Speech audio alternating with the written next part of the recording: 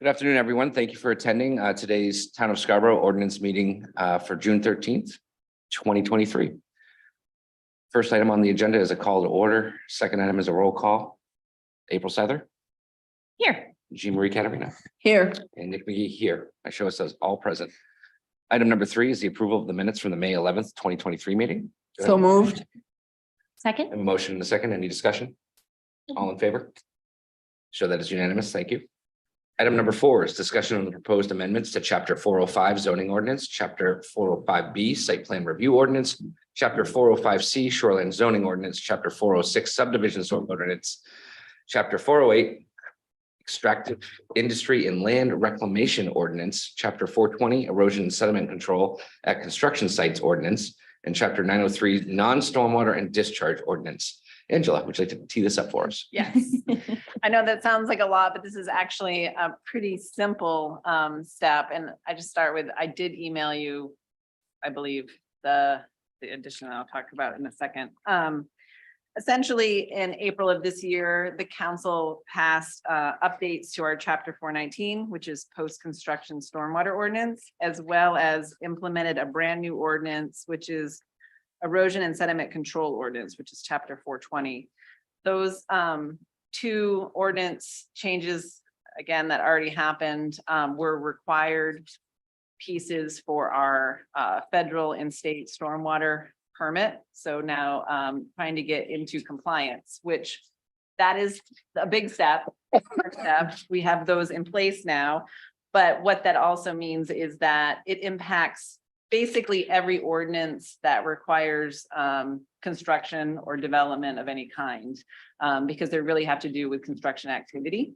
So the list, I know, looks long, of the zoning ordinance changes. It's the number of different ordinances, again, that impact construction around town. And it's essentially adding in references to erosion and sediment control or stormwater pieces that are required under our federal permit. So while it looks lengthy, it's a pretty simple addition, and that would get us, with the adoption of these changes, get us in compliance with our MS4 permit. There was one other change as I was reviewing this with my staff. As-built is one of the things that is required. You'll see some of the edits in there under site plan and subdivision.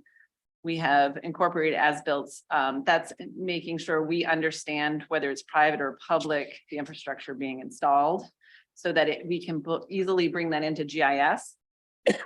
Because we need to track specifically the stormwater, but it's also tracking where the sewer is in relationship to our stormwater, or where the gas is in relationship to our storm. Everything kind of relates back to stormwater for me. So where everything is placed.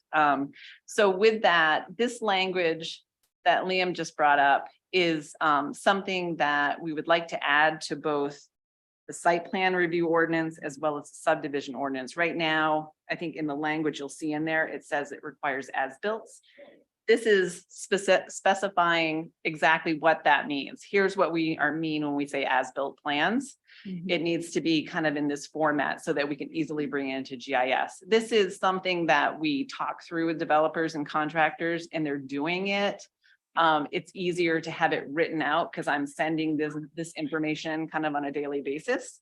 So it's really kind of cleaning that piece up. This was also language that actually came from Scarborough GIS coordinator when the position first started. And it was a shared position with Saco. I was Saco city engineer, and I saw this language and I stole it and put it in Saco's ordinance. And now when I came to Scarborough, realizing that I never actually got incorporated into the ordinance. So this has been around and implemented as a policy type of thing through the planning office for more than a decade. So it's really just memorializing that, and I think helping the process. So I would like to be able to add that in before it goes to council, but I can answer any questions you have. Thank you.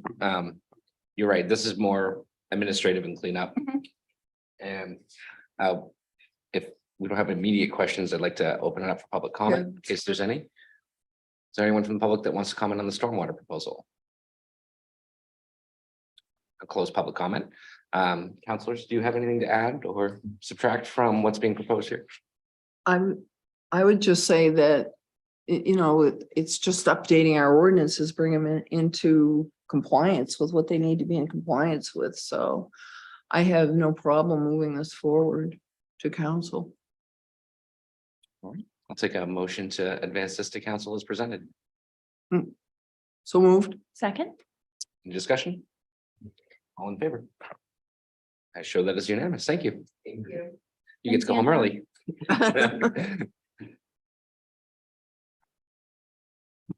Next item on our agenda tonight is the discussion and possible action on proposed amendments to chapter 1018 marijuana establishment licensing ordinance. Liam, would you like to kick this off, please? Sure. So just as a way of background, last month, we did have some discussion regarding the odor mitigation changes, proposed odor mitigation changes to the ordinance, which largely came out of some discussions with the marijuana working group.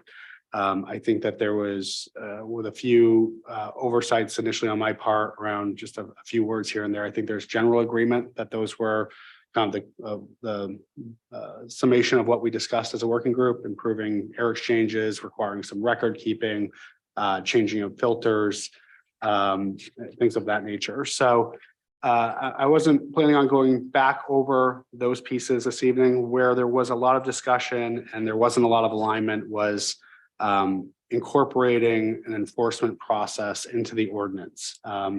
As has been discussed, there's been a lot of frustration with the lack of enforcement on the town's behalf with regard to the performance standard of not having odor moving beyond the property boundary. And so one of the things we have discussed is a need for a more robust enforcement process. So we have gone back to the drawing board based on the discussion, public comments and feedback from both the abutters, some property owners, staff, and the ordinance committee, and tried to bring back a process which is a bit more simplistic and straightforward. It is intended to be a progressive process with certain thresholds, really trying to, I think, paint a picture of the pervasiveness of the issue. So I'll kind of, if you're okay with you, I can walk through kind of what that language looks like and what the rationale was. Or we can open up to public comment and go through it. I don't know what the chair's wishes are.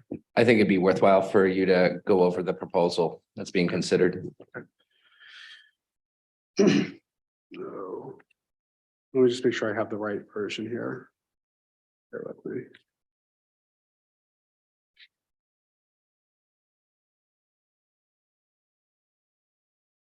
I think you have the right one in front of you. Mhm.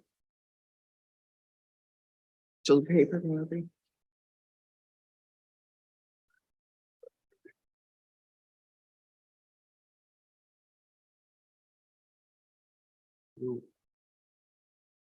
So I'll go through the paper copy. The one online isn't showing up either. No.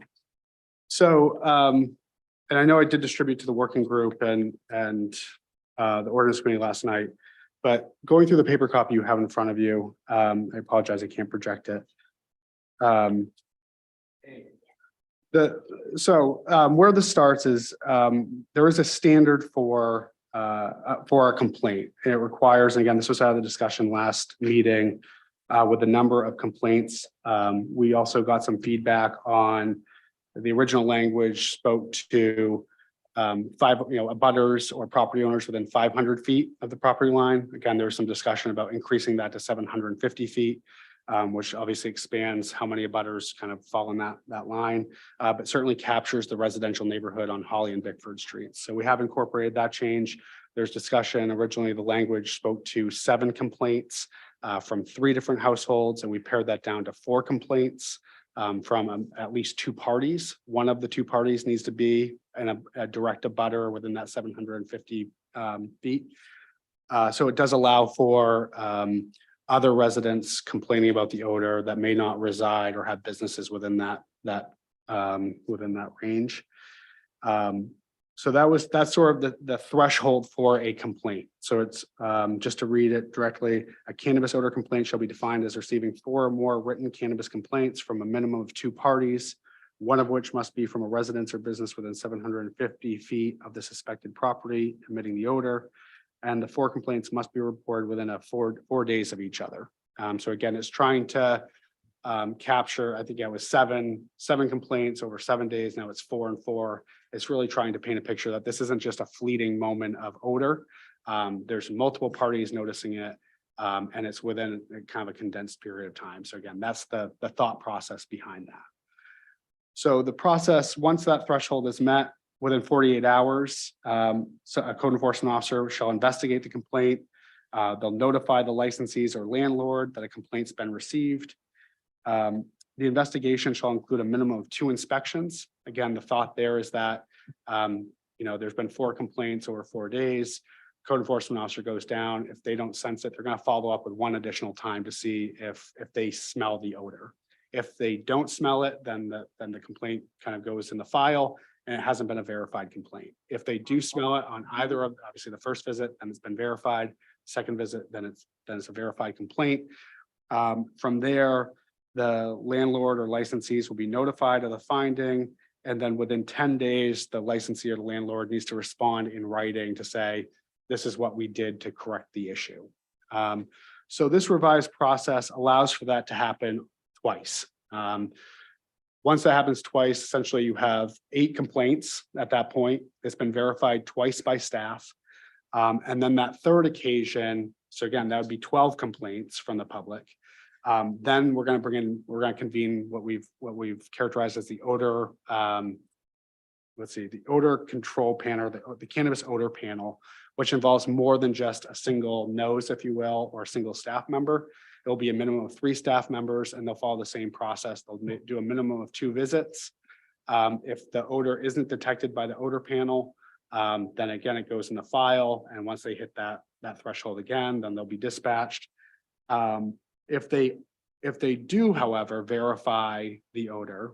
So again, you have at least 3 staff members saying, yep, I smell cannabis odor from these abutting properties. Then it starts a fairly significant process of requiring the licensee or landlord to bring in some sort of professional, whether that's an engineer, whether that's an odor specialist, to do an evaluation within 30 days. And that requires the licensee or landlord to implement that within 60 days. Those timelines may be tight, depending on who they contact. So there is the option or the ability for them to request an extension from the town to say, the next day I called an engineer, they can't get out here for 45 days. So can I have an extension for 45 days? I think that would be something that would be reasonable. And then depending on what those recommendations are in the timeline, there may be a need for an extension there, but it's intended to be an aggressive timeline to, I think, provoke action on the behalf of the licensee or the landlord to bring in some professional expertise to look at the issue. So that's what that. So again, the intention there is now at that point you have 12 complaints that's been verified 3 times by staff, and that's what triggers that process. The last step would be if there is effectively a fourth complaint, again, so that'd be 16 complaints from the public, a 4th time being verified by staff that yes, the odor is detectable after they've gone through that process of having professionals come in, recommend changes and having those changes implemented. If there's a 4th complaint at that point, then it comes back before the license or licensees come back before council for a hearing on their license. And again, this was modeled after some of the language that the chair actually proposed around kind of if you will, 4 strike rule. And my thought would be that the council at that point would look at the entire record and determine what steps have been taken, how bad is the issue, and these are complicated. I mean, again, I think these are complicated. This is a complicated process. It's not something. Odor is not something that can just be shut off with a light switch like light or turn down a speaker like a noise complaint. It is more potentially complex than that. So this is intended to be a process that I wouldn't call it collaborative, but it's certainly progressive in its nature and intends to bring in experts to be part of a process, and it gives ample opportunity for licensees or landlords to come into compliance. So this is an attempt at taking all the feedback we received to date. I'm not saying it's perfect, but those are the kind of high points. There was a clause in here after step 3. It says a licensee or property owner that is within the administrative enforcement process. So in kind of the first step, that'd be the 10 days after they've been notified, a complaint's been verified, to provide a written response, or in the roughly 90 days of bringing in an expert and enacting their recommendations. It stipulates that they can still be subject to verified complaints. I know that our zoning administrator has some additional thoughts or questions, concerns on that. But the intention behind that wasn't that all of the complaints are just not investigated during those periods of time. I still think it's important to have an accurate record of what's going on. I think there's a counter argument that maybe Brian wants to speak to as to why maybe that's maybe not the best practice. And then the rest of the language within this provision talks about in the event the council does suspend or revoke a license, adequate time for the cultivator or business owner to find a transition plan. And then it's also a provision that these don't stay on the books forever. You know, if there are 2 verified complaints and the landlord or the licensee resolves the issue, you know, after a year, it kind of falls off and they kind of start back at square one. They're not going right to step 3, if you will. So that was another piece that I think we had kind of heard in the discussion, that they shouldn't be on their record forever. If they can get into compliance and deal with the issue, then at some point, those kind of strikes fall away. Again, I don't know if a year is the right time period or not, but it's a starting point. So very high level, that's where we're at with the enforcement proposal. I think it incorporates a lot of the feedback and suggestions, but certainly there's lots there to chew on. Thank you, Liam. I appreciate the effort and the explanation behind it. This time I'll open up for comment to the public. Anyone that wants to speak on this issue, you have 3 minutes at the podium. I'll set my timer, and if you hear the beep, you should finish up your talking. And for the record, if you approach, just state your name and your address for the record. My name is Shelley Pelletier from 10 Snow Canning Road. I just have one short statement and a couple, a statement. It's just, we want a responsible ordinance based on best practices. If you implement expert recommendations like a 25-time air exchange, we can solve almost all of the issues. It won't be perfect, but we can make it a win-win. If you give us a chance to continue to work on this in good faith and keep an open mind. So in going through this ordinance, one thing that I did, and I've asked this numerous times, I've asked this on the working group, and I've asked this at the first ordinance meeting, that the 15 air, obviously the 10 air exchanges don't work. The 15 air exchanges that are written here, we had a mechanical company come through our building, and we walked through the whole building, and he gave us really quite good advice. He had worked in a building in Sanford that is similar to mine, similar in age. And that he has read that residents border on that property also. And what they found was that 15 air exchanges don't work. Right now, most of our rooms are at 15 air exchanges because we've added more, and we still have a problem.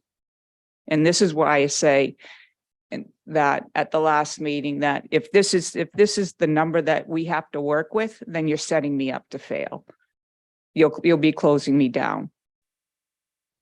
So what we found out was that 20 air exchanges in the veg rooms, the cure room, and the trim room, that works. 25 air exchanges for all flower rooms. Also in item 4, where it says hallways adjacent to the mature flower, it should be flower rooms, not floor rooms, that the fans should not be placed there. He says you have to fight the odor at its source, and that's in the room. He says if you place a fan outside of the room, then when you open the door, what you're doing is you're forcing that smell to come out of that room. The other thing is that it's stating that alternative odor control technologies will be considered. So I guess my question is that in the alternative technology, who is looking at this paperwork and who is deciding that this is going to work? Because we know what works, but we don't know what doesn't work. So I guess if it's just admin that's looking at it, that doesn't have a cannabis background, then once again, you're setting me up to fail. The other thing is that on page 13, it says two parties, one of which must be from a residence or business within 750 feet. The odor from my building won't travel 750 feet.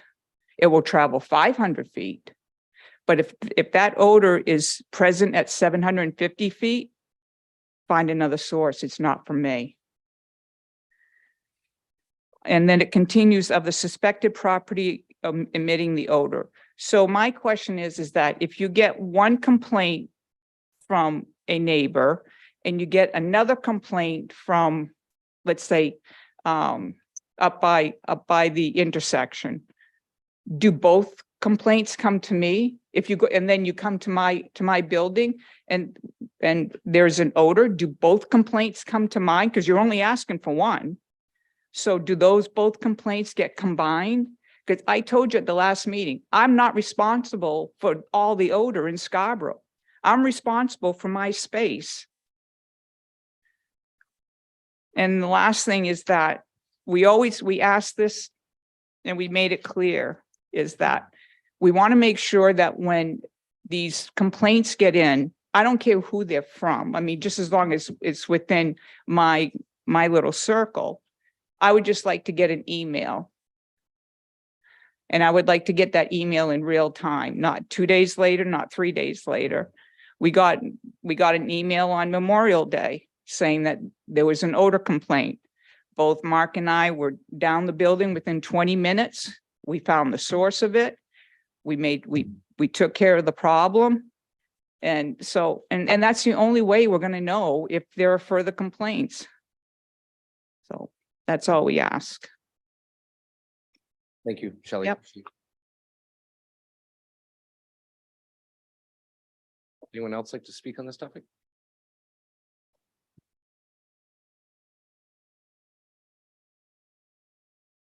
Hi, Allison Bristol, 6 Bayview Avenue. Just a couple of observations on the document itself. First of all, I think it's vastly improved over the last version. And I just wanted to point out, pretty much looking at the section 11, the terms licensed premises, property owner, landlord, facility are all used interchangeably, but the only one that's defined is licensed premises. So you might want to look at that. And then the only other thought that I wanted to share was if there was an odor observation and that process started and it was linear from beginning to end, you're still looking at over 5 months, for this enforcement process, which still seems like an awfully long time. I don't know how you can abbreviate it, but it still seems like a long time. Thank you. Thanks, Allison.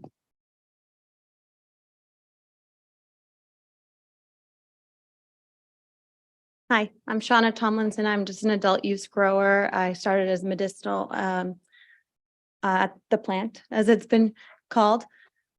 First of all, I think I have a lot of respect for Shelley. I have a lot of respect for all of the growers, and I have a lot of respect for community and the people of the town. So I find zero issue with trying to find good resolve, zero issue.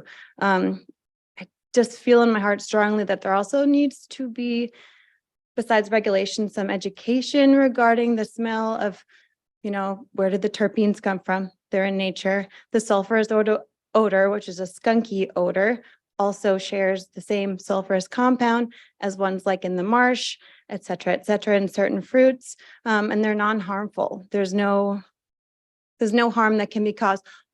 I don't want to bother people either with that smell. I don't think any of us want to bother anybody, but it is bothering people. And that's probably been that way since reefer or cannabis has been about or around. So I want education to kind of be a little bit of key in here as well.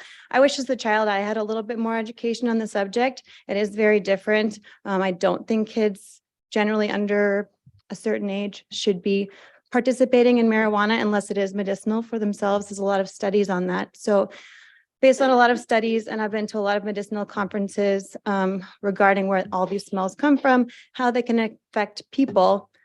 I feel like education kind of needs to also be taken to heart as well for the community. I think it's smart in general, considering this thing is legal in many states. Children are going to grow up with it. If I had children at this time, I have nieces and nephews. All you can do is educate them the best you can. And I kind of think that's all I have to say. I just, I want resolve for everyone, and I have so much respect for the landlord, the owners, the people of the town, and a lot of these growers were put through the ringer. We're treated like, even if I go into a grocery store and after work and I've had no cannabis action, except yes, it does get on your clothing, the smell, and you get all sorts of funny looks. And so you're treated a little bit differently because it's a drug, period. So that's a challenge on a very personal level for me. I love being in the community, but immediately when I started going into the cannabis field, I felt treated differently and treated like a stoner, even though I've worked harder than I've ever worked in my life, and will also probably try to work quite hard to help the community find some resolve in this. As long, like Shelley said, also trying to, do it correctly, fairly, find what does work and what other communities know doesn't work is fair as well. But anyways, that's all. Thank you. Thank you, Shauna. Anyone else like to speak?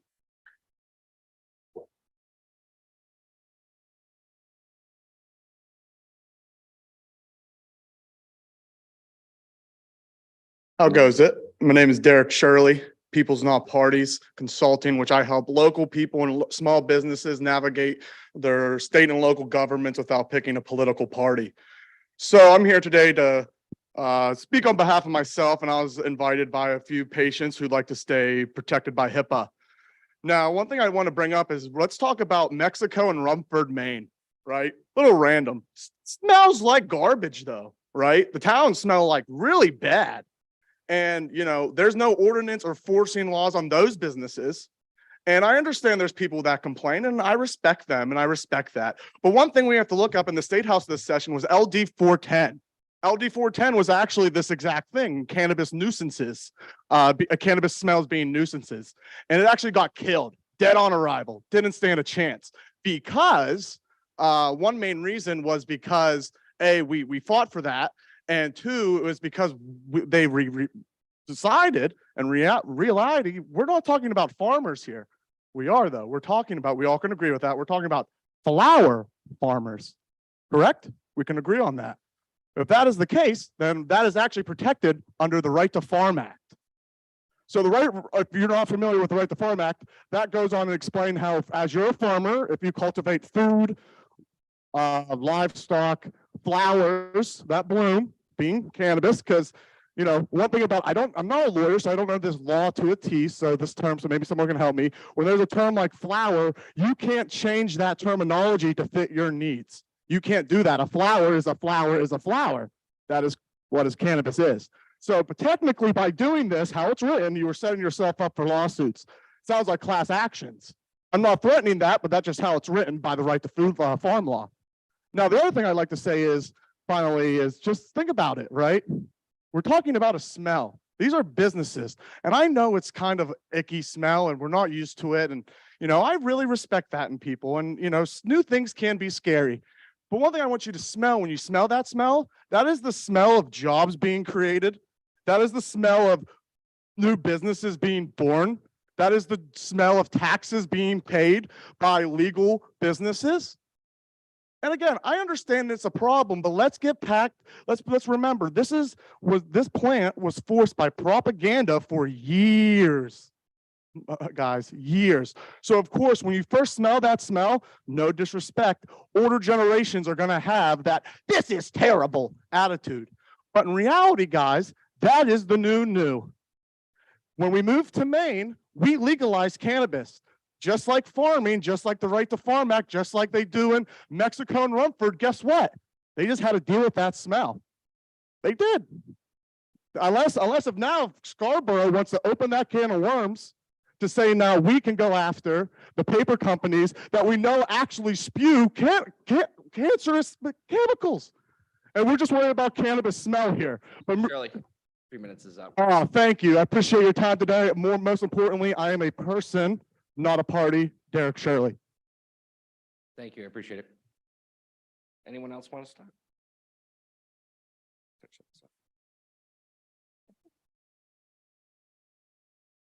Hello, my name is Trevor Tomlinson. I'm the husband of Shauna Tomlinson, who's the CEO and owner of Divine Buds Maine, a recreational cannabis operator in Scarborough. We're a statewide brand from Aroostook County all the way down to multiple locations here in Portland. First off, I just want to ask the question, what's the leading revenue crop in Maine to date? It's cannabis. It's not even close. It's not even close. Maine is a cannabis state. Most of that revenue goes to schools.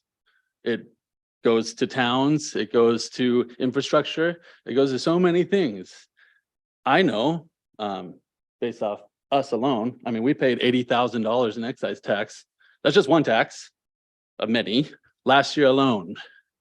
Okay. I don't know how much taxes the 12 people that complain pay a year, but I'm sure it's probably not much, or it's not more than that. And if it is, like, we're one person compared to 12. Two, I just want to know what the limits to this slippery slope is. I don't know any other industry that's treated so poorly, looked down so poorly upon, when most everybody I know is trying their hardest to comply to this goalpost that continually moves. I mean, what other business has to operate in those conditions? The answer is none. It's literally only us. Whether it's fees that increase, whether it's testing requirements that are continually piled upon us, if it's excise tax, if it's packaging requirements, a subjective smell in the air, okay? So what's slippery slope? Well, let's talk about it. I subjectively don't like the smell of baked fish. The clam bake, I can smell this clam bake. They're more than 500 feet away from us, but I can smell them all day long. Are we gonna force the clam bake to do huge exchanges of air? Okay. Now, you may smirk, you may laugh. Who doesn't like the smell of baked fish? Well, I know more people that like the smell of cannabis than don't like the smell of cannabis. Okay. Fish plants, are we going to force them to do the same? Is the town of Scarborough going to address the smell of the marsh? Something that we all have to smell every day. You know, where do we draw the line of just complaining about a subjective smell? Or how about the smell of fresh cut grass? If all 12 of those neighbors over there or whoever they are cut their grass at once and I smell it and it makes my stomach a little naughty, the smell of fresh cut grass, can we impose a air exchange on residents cutting their grass in a legal residential zone? Barbecue smell. How about noise complaints? Even when I can hear it over a train that passes every day. You know, I'm just curious. I know I'm done. Thank you. Thank you. We appreciate it. I just want to say, I was smirking, but only because your delivery was funny, not because I disagree or agree. The way you said it did make me giggle. Yeah, I apologize. I didn't want it to come across as disrespectful. Okay. All right, Mike Shannon, Shannon's Best Bud Secret Stash. I wasn't actually planning on speaking because in full disclosure, I was on vacation for a week and I'm not fully caught up. So I did want to touch a little bit on obviously hearing some of the other, commentary. And I have spoke with some of the other, residents, maybe a little bit of a roller coaster of discussions. I guess my biggest concern is because we're already implementing lots of changes, not just myself, but I mean, Shelley and Mark are every day trying to do something else to the building, fix up the building, asking when our harvests are so they can do smell checks before, during, after. And we've already spent thousands of dollars, on updating our air exchanges. Some of mine were already way over, I guess conveniently, thankfully for that. But kind of touching on the slippery slope is, you know, at what point, you know, what's the breaking point, I guess? You know, how much are we going to be continued to ask to do? And if it's okay, I forget the exact number of complaints now, but let's say there was 80 before and it's now 2 in a year. I mean, are we still in the same, you know, level of concern for our businesses? Because you're asking us to do a lot, which we're all willingly doing, you know, but what does that look like for everybody who's invested? I mean, I'm pretty beat down over the subject. I'm not going to lie. You know, the industry itself is hard enough and competitive enough for most of us. Coming up with extra money is not always in the cards. The prices of things are down 50 to 75% from where they were 3 or 4 years ago. I think we all know what inflation has done to everything else. So I just ask for some level of clarity some point soon that doesn't completely put us all out of business after we've made actual efforts to try to work with the community. So thank you for your time. Thank you, Mike.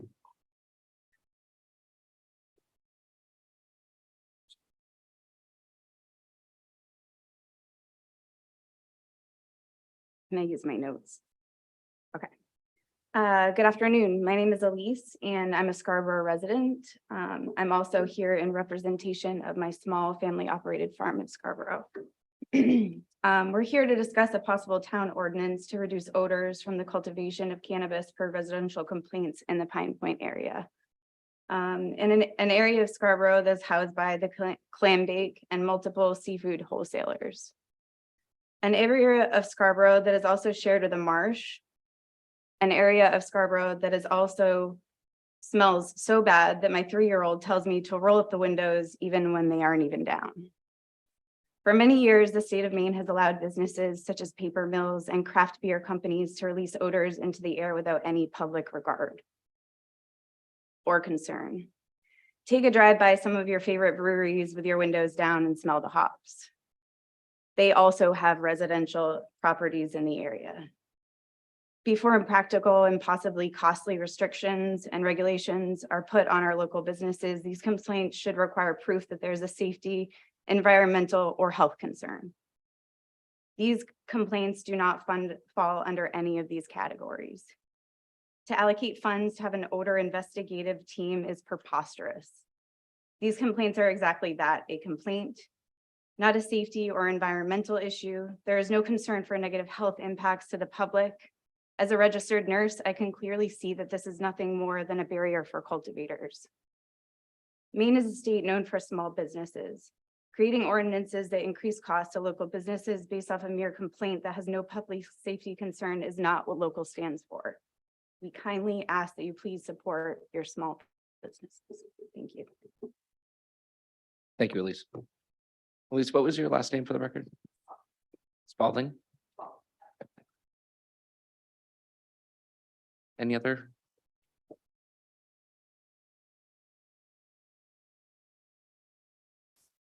My name is Jennifer Collymore. My husband Greg Collymore and I have a business at 10 Snow Canning. And I just wanted to say that follow up kind of everyone's sentiment that I think nobody here is in disagreement that it's not just like a one side. We all take the consideration of if that were us living by a cannabis operation or a seafood operation or the marsh, how would we feel and whether or not that would bother us or not. What I think that, and I know that I'm asking, is that we be very fair about it and that it is a process that is scientific more than an opinion. What the qualifications are of the people actually going down to smell the odor. Not sure what makes somebody qualified, whether or not, you know, it's an offensive odor, because what's offensive to one isn't always offensive to another. I know several members of the town council have said, you know, you guys have done everything we've asked for. We're not trying to take your businesses away from you. We know you're small business people and you work hard, and I want to follow up and to Shauna's comment that I worked corporate almost 30 years and worked probably 80, 90 hours a week. And I didn't work nearly as hard as I work now. I love what I do. I love being a gardener and I love helping people. I love having relationships with the community. And so we just ask, and I ask that no matter what process goes into place, that it's not something final that jeopardizes our ability to actually have a business in Scarborough. Thank you. Thank you, Jennifer. Anyone else? Anything online? So with that, I'll close public comment and turn this over to the board for discussion. Committee. Sorry. Anyone want to start? Because I've got a couple of questions that I've been pondering, and I think they're probably worthwhile, and I'd actually like to get a little bit of Liam's input on this too. In regards to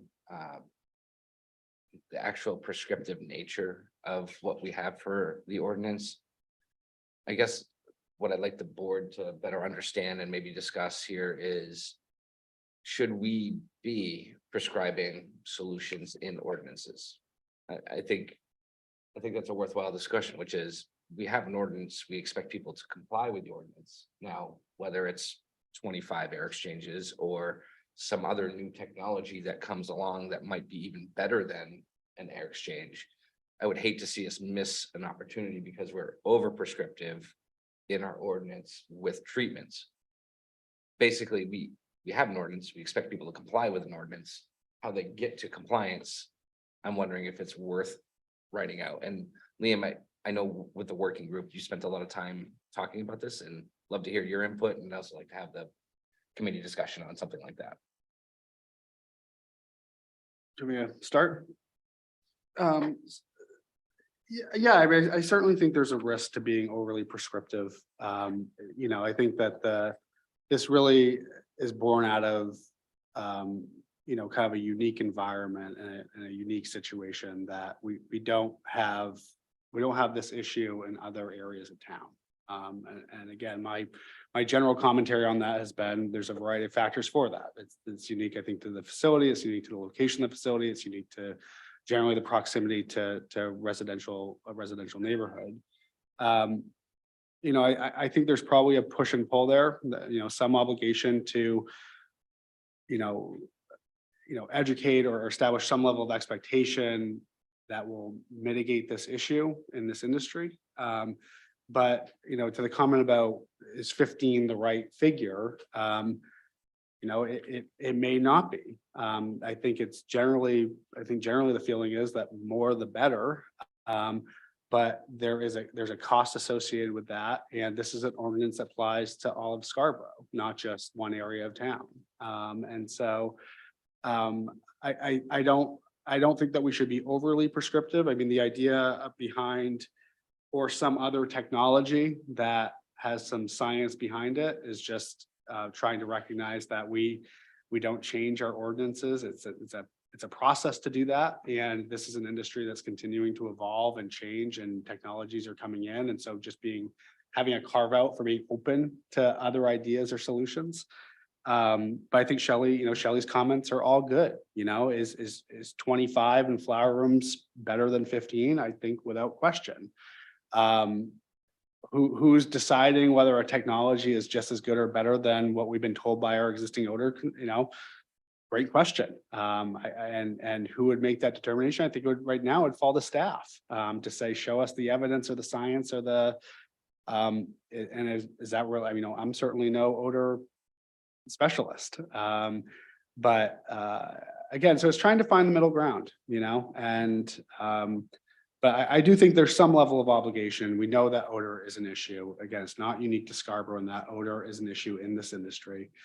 Trying to give license holders or prospective license holders some idea as to what we think is going to be effective in that regard, I think is, another example would be, we don't just say, make sure your product is secure. We are somewhat prescriptive in our security requirements. We're somewhat prescriptive in other areas too. And so we're doing the best we can. We're trying to establish reasonable expectations to make sure that the industry is safe and well-regulated within reason. And we may not always get it right. That's for sure, but we're trying.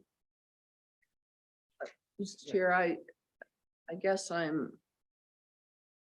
not quite sure of what your question is, but I just wanted to point out that the way it's drafted, it says a minimum air exchange rate of 15, so you can do more. If you think you need to do more, then you should be doing that, because the bottom line is that the odor will stop at the end of the property line. That's the way things have been written. So I guess I don't quite understand what you're asking. I apologize. I guess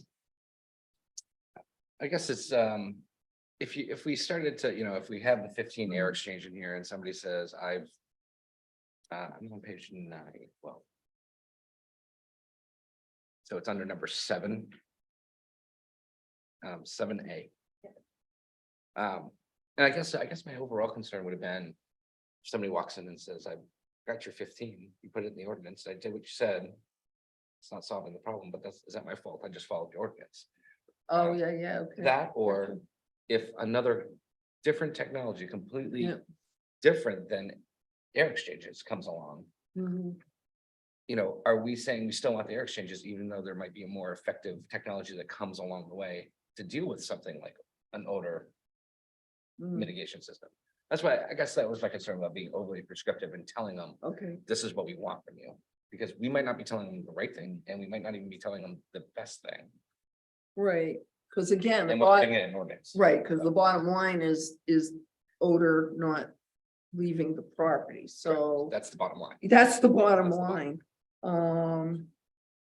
But I understand the desire before they go into licensing to have some sort of mitigation plan submitted. Right, So I don't know if it's just a wording thing where it's, the current odor mitigation specialist that the town has used has recommended a minimum of this for us to consider when considering license applications. Not necessarily saying you must, but this is, because the other, I don't know if more of a. Yeah. recommendation, and I think that part of it is got to do with I'm not a lawyer, and I try not to pretend I'm one.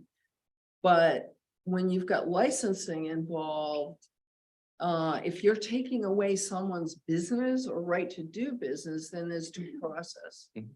And that's why you've got some of these, you've got to have some standard or some goal to measure by, or it becomes unenforceable under the law. Do I sound, that makes sense? I mean, I understand what you're saying. I think Nick, I really like what you're saying and where you're going, in the sense that this has become like very cumbersome. And we've had dozens of hours of conversation about what the right numbers are, and there's been disagreement, and what works for one grow room might not work for somebody who's in the same building, but down the hall, because the air comes differently down there. I mean, there's like a million variables, but the bottom line is we just want compliance. And the way the ordinance is written right now is that the odor is not supposed to leave the building. I don't know where the balance is between having some kind of standards in terms of licensing standards and being overly prescriptive. And I, to Shelley's point, like, it does say a minimum of 15 air exchanges. And so if that's a cost savings for some people because that works, then I don't want to bump it to 20 or 25 because for some people that may be more than they need to do. So it's hard to find the balance. I don't think any one of us is sitting here pretending to be experts in solving the problem, let alone doing it on a case by case basis. And so the ordinance is supposed to be big picture, right? Like, how do we make this apply and work for the most number of people? Yeah, I mean, and we also, I understand that too, staff needs some Yeah. sense of direction when Right. considering this, and council will too, when they're discussing what the license application looks like, right? So I get you have to have something there. But I also understand, and I'll reference some of the conversation we had at the work group. I understand the frustration from the residents when we found out that logbooks weren't being kept, you know, for changing of filters and like some pretty basic things that would have at least helped maybe with some enforcement practices weren't being done. And so that led to a lot more conversation about, well, how do we have to show history in order to put something meaningful into our enforcement. And so so now like, let's require people to keep logs of when they change their filters. And so like something like that to me makes sense because at the end of the day, as Jean Marie was saying, you know, if we're gonna try and hold people accountable, we have to give them benchmarks. We have to give Right. them achievable Right. goals that they can show that they did. Yeah, and I'll just say too, just reading this, I mean, there's definitely an attempt to make it a minimum, like, there should be at least this in place. Mhm. I just hope we're not. Yeah, there's just a lot to this, right? I mean, as far as what we think works and what has been recommended that works.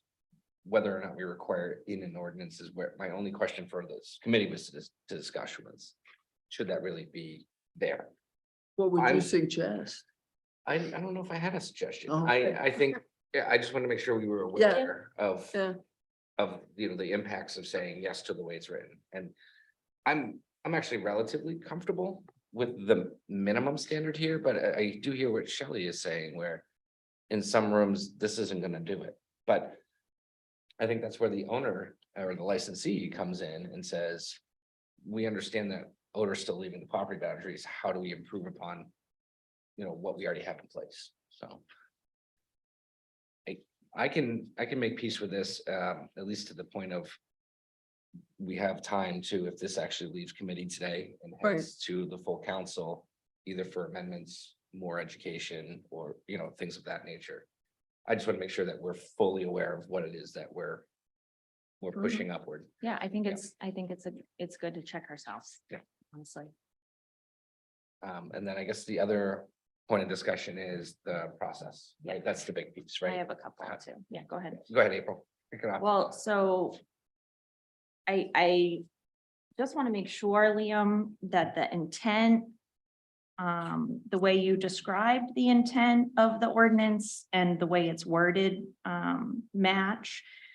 Because, so this is section 11, number 1, right off the bat, where it says within 48 hours of receiving cannabis odor complaint, code enforcement shall investigate. They'll conduct a minimum of 2 inspections. You had said, though, when you were kind of just giving us a narrative, that if they detected odor at the first inspection, that there wouldn't need to be a second inspection, but that's not how the ordinance reads. I think that's a fair comment. I think that the thought would be that be a second if necessary. If it's Okay. not detected, and again, that was just, I think we heard some pushback. I think the first draft of this essentially said, whatever that threshold is, when it's met, the ACEO will go out. They don't smell it, then it goes away. And I think given the fleeting nature of odor, this is an attempt to say, it's not just one effort or one visit, there'll be at least 2 visits. That's fine. Yep, I just yep, wanted to make yep, I sure that think the that's a good intent point. Yep, matched. yep. Great.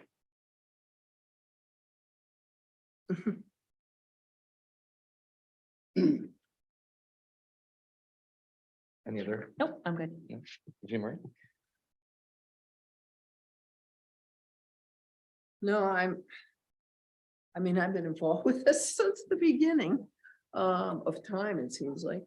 And odor it's such a difficult one.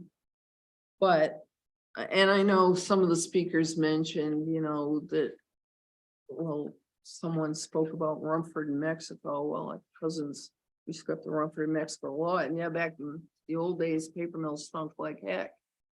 Federal government did put in laws about it though, and they do have to have scrubbers in those mill stacks. It still smells, I know it does. Not like it used to though. So there is, but it's again, you know, we also have to balance the rights of the neighbors and their private property rights, that they don't have to be subjected to odors that they feel are objectionable. And we're in a place where state law has not changed yet regarding, well, I'm not looking for comments, sir, is the regarding odors. I mean, there is, I know there's a statute, and I'm only aware of this because of my background in real estate, that, you know, certain agricultural operations, if they're in existence, and you buy a house next door to it, well, too bad, so sad. You can't complain about it. You can't, you know, do anything about it because that's just the way it is. And that does not at this time extend to marijuana operations. And marijuana doesn't come under food sovereignty yet. I know there've been some attempts in the legislature to do so. There's the legislature, those meeting this week all day, all night, apparently, and they're trying to get done. But that being said, I'm kind of rambling. I know I'm rambling a little here.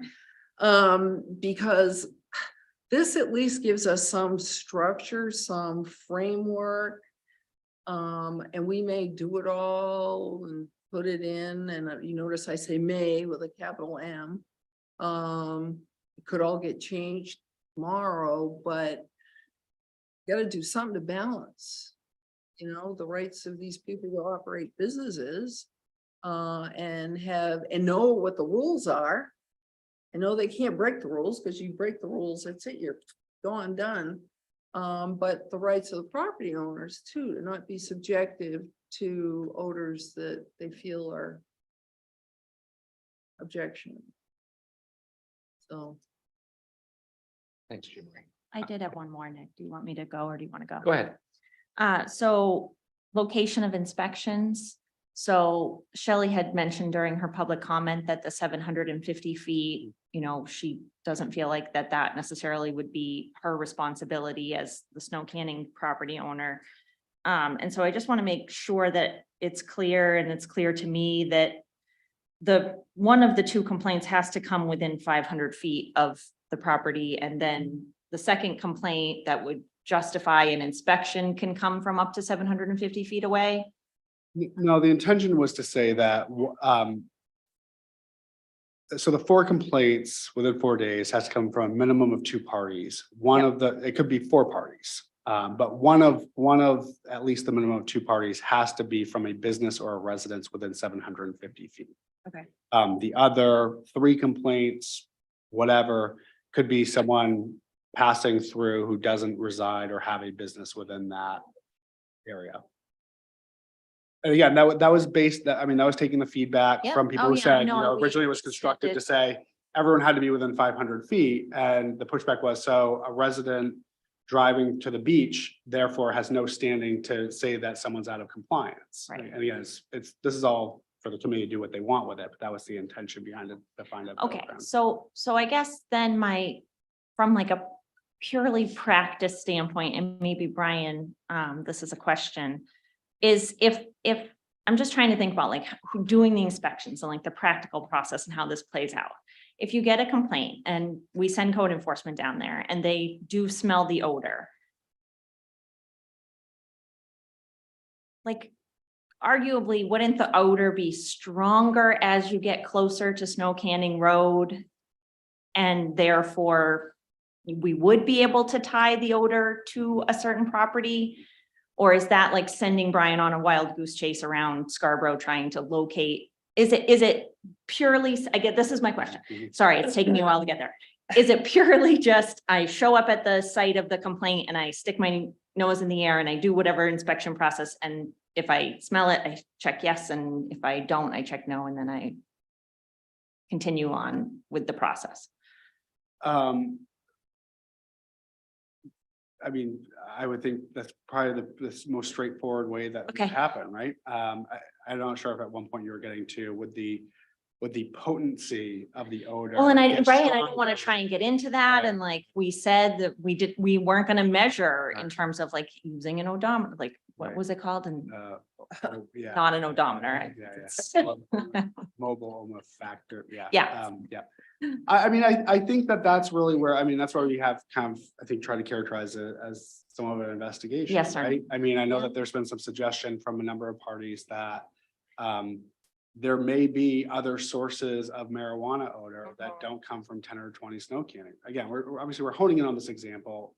We do at some point need to take a step back and look at it from a bigger picture standpoint, but I think that the investigation would logically, if there's a suggestion that could be a different source, then if there's information brought to our attention that suggests, well, there's a home grower or someone growing outside, then that would be something that I think would likely be part of an investigation or evaluation of the complaint. I think that's fair. Right now, obviously, the focus and the spotlight is on a single facility that has a high concentration of cultivation, and the logical thought would be, if it's within that area, that's the source. That may not be the case, but I think it would have to be based on additional information brought forward. Okay. Just trying to make sure that we aren't jumping to conclusions, but that also we're And I think, seeking compliance. and I'm not saying that, fines and penalties and citations aren't meaningful, because they are, but the real teeth to this enforcement process is for a licensee or landlord having to commit resources to a professional evaluation and implementing whatever those recommendations are. I mean, there's going to be real processes. Beyond that, it's the potential, it's the issue being brought before the council for consideration on their business license. And I think all of those things at that time would probably be brought to the table to say, here's what the number of complaints have been, here's who they've come from, here's where they live, here's what they've done, here's what, all of that is sort of the case, right? For whether they continue to operate and be licensed or not. And what all those particulars are, is, I mean, it really is sort of a judicial process. Right. Mhm. Thank you. I guess from what first, I should probably just say first, I want to say thank you to all of the business owners that have showed up, and from your testimony, and Shelley too, as a building owner, from your testimony, it's clear that you actually have some legitimate concern for how you impact the community around you. And I appreciate that. And it really did genuinely sound like you want to be part of a solution here. So thank you. And then from the resident side, it's clear you do have the right to peaceful enjoyment of your property as well. And so somewhere in there, we're hoping to find that solution. And that's, I don't think anything perfect is coming out of us today or next week or next year. So from where I am on this, I believe this is worthwhile to bring to the full council for either amendment consideration. Like you said, Jim Ray, this could go nowhere. It could get passed. It could end up significantly changing in front of a full council. But I think for, at least I'm comfortable with the work that Liam and the working group have put into this, the questions that we've had asked, and then some of the answers that have been provided. Feel like we as a committee have done what we probably could do up to this point.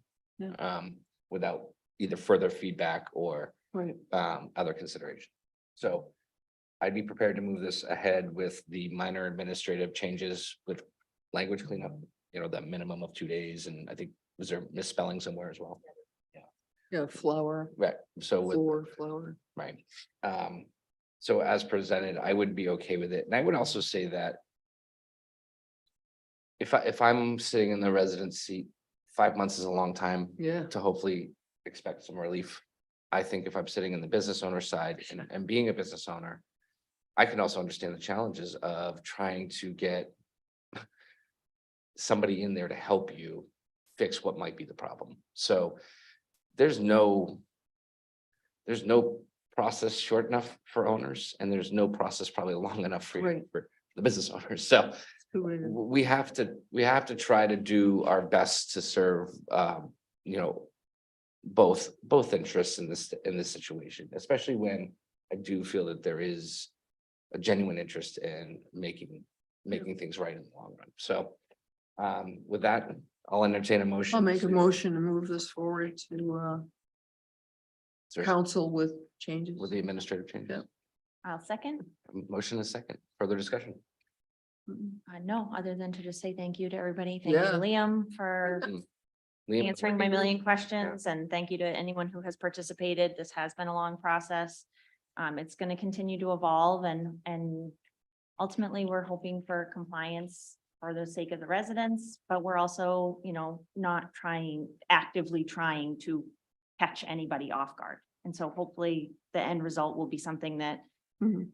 results in compliance that the business owners can live with, and it solves the problem for the residents. So- And I would encourage all parties to, forward, communicate with all the counselors, communicate with all of us as to, your thoughts, your ideas, whatever, as we move forward, stay involved, because this is what we call sausage making in my world. So it's not an easy thing to come up with. It's not an easy thing to do. What we're looking for is the best. I hate to say win-win because it sounds almost too, but I know it is what it is. So there you go. All right.